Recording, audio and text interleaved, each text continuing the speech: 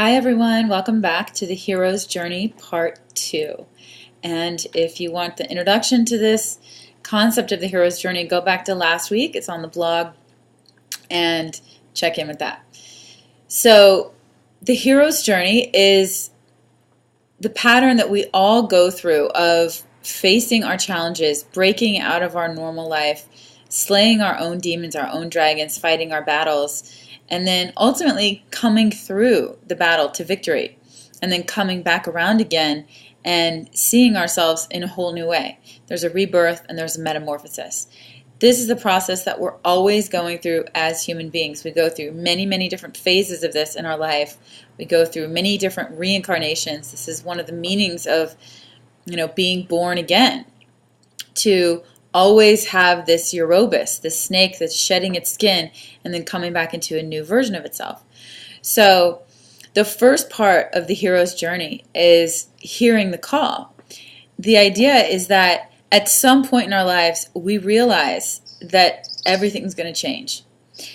Hearing the call is when you're in your own life and you start to sense that things are shifting.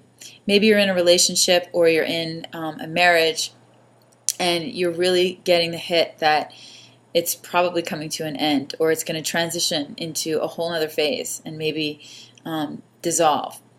Or maybe you're in a job and you realize you just can't do that corporate job anymore, and you're going to find something else, or something else is going to come through, that your soul's calling is something else with deeper meaning to you, with more passion for you. Maybe you are watching a parent that's dying or aging. Maybe you yourself have an illness or injury and you're realizing that everything in your life is going to change, or there's a gnawing inside. So the first stage is hearing the call, is beginning to listen on a deeper level to your own soul's calling.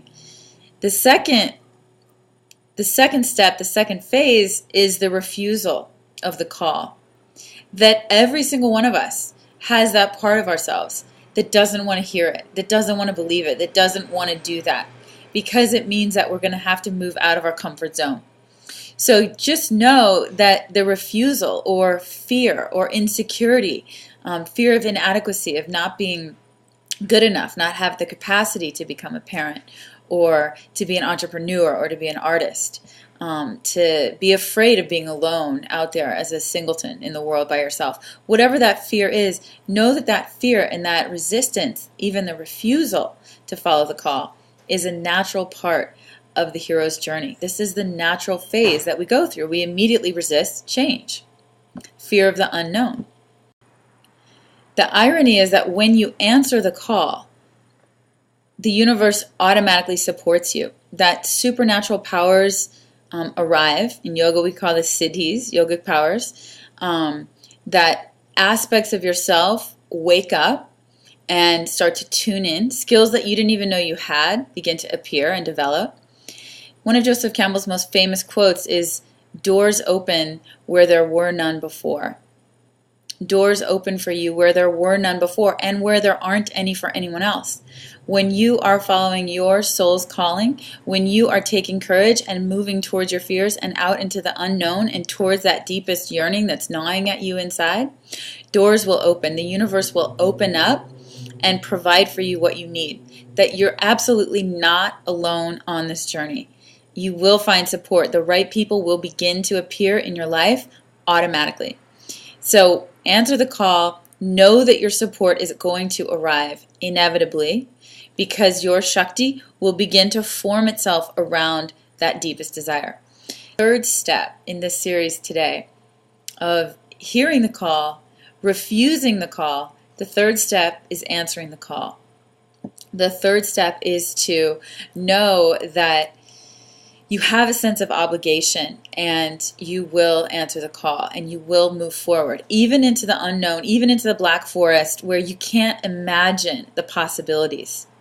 You still choose to answer the call. And this is the yearning. This is the road less traveled. This is where you take risks that people don't understand. This is where you make changes that people cannot possibly comprehend, that you can't possibly comprehend.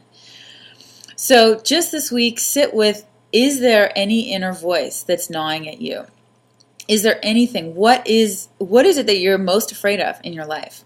Move towards that. Answer that call.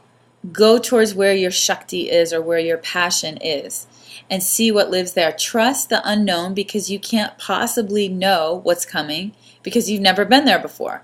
It's the great irony of the soul's journey, of the soul's adventure, of the soul's calling. So that's your 3 steps for this week. Hear the call. Notice probably the tendency to refuse or resist the call. And then thirdly, take heed and answer the call. Heed the call.